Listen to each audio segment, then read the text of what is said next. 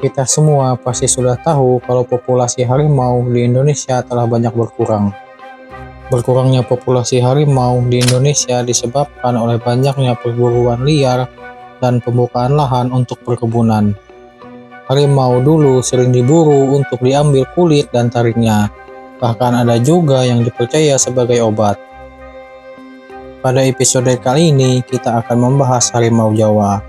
Harimau Jawa adalah hewan endemik dari Pulau Jawa yang telah dinyatakan punah selama puluhan tahun. Tapi pada tahun 2019 ada berita yang cukup menghebohkan tentang penemuan sehelai bulu yang dianggap dari harimau Jawa dengan kecocokan DNA yang sangat tinggi. Hal itu menyebabkan para ilmuwan menganggap kalau harimau Jawa belum punah. Tapi apakah harimau Jawa masih hidup sampai sekarang? Dan berikut adalah pembahasan tentang harimau Jawa.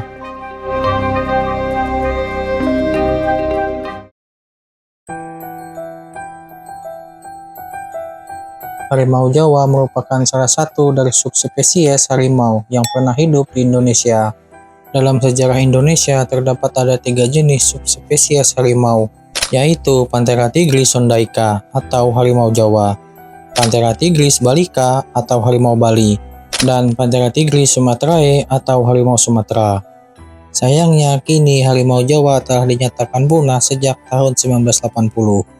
Secara keseluruhan, nama ilmiah Panthera tigris sondaica memiliki arti harimau Sunda, karena dulunya secara geografi Pulau Sumatera, Jawa, dan Bali pada zaman es dulu disebut dengan daratan Sundaland.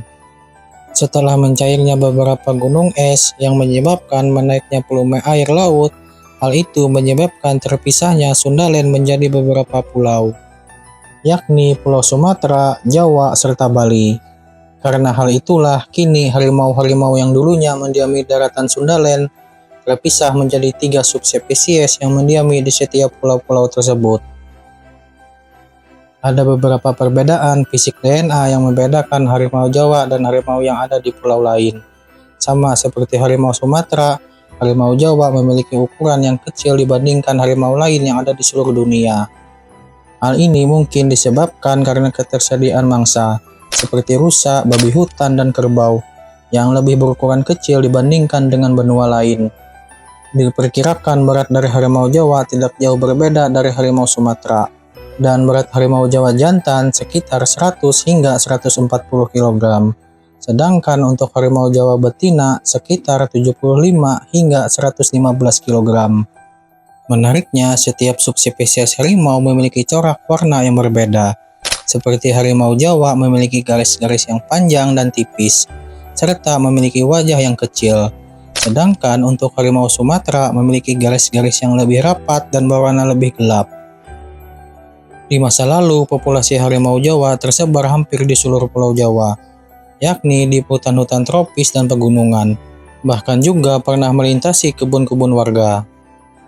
Namun, meskipun kini mereka telah dianggap punah, sebagian besar orang akan tetap melakukan upaya untuk melindungi habitatnya, seperti patroli untuk mencegah perburuan liar dan penanaman hutan, serta mengedukasi warga sekitar tentang betapa pentingnya menjaga habitat harimau Jawa.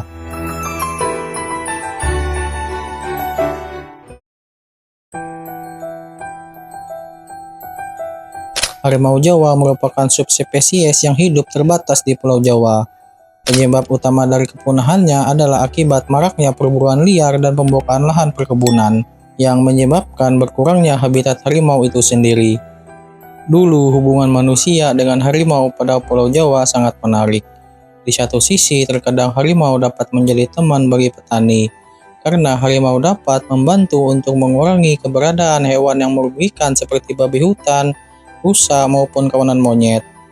Bahkan masyarakat Jawa dulu menghormati harimau dengan menyebutnya sebagai simbah atau datuk. Sekarang mari kita kembali ke masa lalu pada abad 17 hingga 19. Di Pulau Jawa dulu ada sebuah tradisi yang bernama rempogan macan. Awalnya rempogan macan dianggap sebagai ritual yang melambangkan pemurnian dan penumpasan kejahatan yang akan dilakukan di alun-alun desa. Rempogan macan juga dianggap oleh orang Eropa sebagai penghapusan kejahatan. Setelah berjalannya waktu, sayangnya makna dan simbolis dari tradisi rempogan macan kian berubah yang akhirnya tradisi tersebut hanya dianggap sebagai hiburan semata. Tradisi Rempogan sendiri memiliki dua babak. Yang pertama yakni perkelahian antara harimau dengan kerbau. Awalnya harimau dan kerbau diletakkan di masing-masing kandang yang berukuran kecil. Namun di saat pertarungan dimulai, harimau dan kerbau akan disatukan di dalam kandang dan terjadilah pertarungan. Tetapi sebelum terjadinya pertarungan, orang-orang akan memicu kemarahan harimau.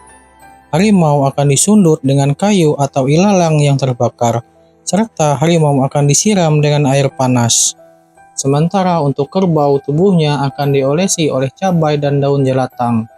Daun ini diketahui bisa membuat gatal dan iritasi. Babak kedua merupakan pertarungan yang paling tidak seimbang. Dikarenakan dalam babak kedua ini, harimau akan bertarung dengan ribuan manusia yang dilengkapi dengan senjata tombak. Alun-alun akan dikelilingi sekitar 2 hingga 3.000 orang yang dilengkapi dengan tombak. Mirisnya, ujung tombak tersebut telah diolesi dengan racun. Orang-orang akan berbaris dari 3 hingga 4 lapis. Barisan paling depan akan menghunuskan tombaknya ke depan, sedangkan barisan belakang akan memposisikan tombaknya ke atas. Setelah itu, harimau akan diletakkan di tengah-tengah lingkaran. Namun jika harimau hanya berdiam diri dan tidak melakukan apapun, maka orang-orang akan menakut-nakuti menggunakan alang-alang yang dibakar. Dikarenakan banyaknya orang-orang yang hadir di sana, hal itu membuat panik harimau dan berusaha untuk melarikan diri. Namun mirisnya, ribuan tombak menghunus tubuhnya. Rempogan macan tentu bukanlah satu-satunya penyebab punahnya harimau Jawa. Pada periode Hindia Belanda, harimau dianggap sebagai hama. Kolonial Belanda dulunya sering melakukan pembukaan hutan dan alih fungsi lahan untuk perkebunan. Dulu populasi harimau Jawa masih banyak, dan kolonial Belanda serta warga lokal menganggap bahwa adanya harimau di perkebunan mereka akan membuat kerugian besar. Kemudian setelah itu, pemerintah Hindia Belanda membuat kebijakan untuk membasmi harimau Jawa. Pemburu dan masyarakat lokal dilibatkan dalam perburuan ini, dan bahkan perburuan ini akan mendapatkan hadiah. Tidak lama setelah kebijakan itu dikeluarkan, para pemburu dan masyarakat lokal mulai melakukan pemasangan jebakan dan perburuan kelompok. Semua aktivitas itu dilakukan secara terus-menerus, hingga menyebabkan berkurangnya secara drastis populasi harimau Jawa, yang hanya dikarenakan imbalan hadiah. Dari semua hal itu, pada tahun 1976, harimau Jawa dikategorikan sebagai hewan yang terancam punah, yang pada saat itu diperkirakan hanya ada 7 ekor harimau Jawa. Namun, sayangnya pada tahun 1980, harimau Jawa tidak pernah lagi terlihat di Taman Nasional Meru Betiri, dan hingga akhirnya harimau Jawa dinyatakan punah.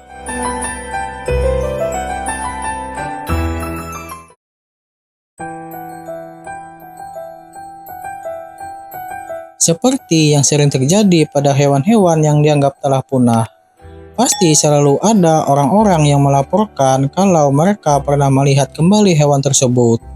Beberapa orang sering melaporkan dan mengaku pernah menemukan tanda-tanda keberadaan harimau Jawa. Namun semua laporan itu hanyalah sebuah laporan lisan saja, dan tanpa adanya bukti untuk mendukung kebenaran laporan tersebut. Pada tahun 2017, berita tentang penemuan yang dianggap penampakan dari harimau Jawa yang dikutip dari laman liputan6.com. Seorang petugas Taman Nasional Ujung Kulon, ia saat itu melakukan monitoring terhadap jumlah banteng yang ada di sana. Ia tidak sengaja memfoto seekor kucing besar yang ia anggap itu merupakan harimau Jawa. Namun setelah melakukan penelitian dan pencarian selama 1 tahun, akhirnya Kepala Balai Taman Nasional Ujung Kulon mengatakan bahwa hewan tersebut bukanlah harimau Jawa, namun melainkan macan tutul Jawa. Selanjutnya, pada tahun 2019 ada sebuah laporan tentang kesaksian melihat harimau Jawa dari warga lokal dan seorang aktivis konservasi yang bernama Ripi Yanuar Pajar di perkebunan Desa Cipendei, Sukabumi Selatan, Jawa Barat. Setelah itu, mereka melaporkan kejadian tersebut ke pihak yang berwenang dan ke para aktivis konservasi lainnya. Dalam laporan tersebut, mereka mengatakan kalau mereka menemukan bekas sakaran yang diduga milik harimau Jawa. Dan mereka juga menemukan selai rambut yang diduga milik harimau Jawa, yang ditemukan di salah satu pagar pembatas antara kebun dan jalan desa. Tim dari Balai Konservasi Sumber Daya Alam atau BKSDA telah membawa sampel rambut tersebut untuk diuji pada laboratorium.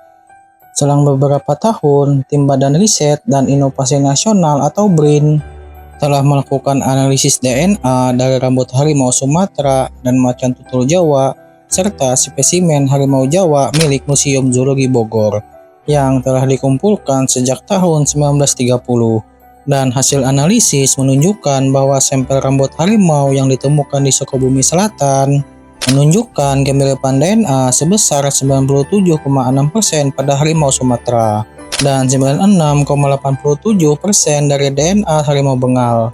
Sementara spesimen dari Museum Zoologi Bogor mempunyai kemiripan sebesar 98,23% dengan harimau Jawa, yang mengartikan hasil DNA tersebut sangat cocok dengan DNA dari harimau Jawa. Meskipun kini harimau Jawa dianggap telah punah, kita bisa belajar banyak dari kisah mereka. Upaya konservasi harus terus ditingkatkan untuk melindungi spesies-spesies lain yang terancam punah. Kita juga harus lebih sadar akan pentingnya menjaga habitat alami dan mencegah perburuan liar.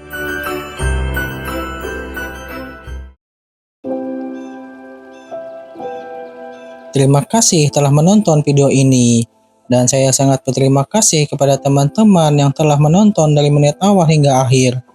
Jika teman-teman suka dengan channel ini, gunakanlah jari kalian untuk like dan share video ini. Sekali lagi saya ucapkan terima kasih dan sampai berjumpa lagi di episode berikutnya.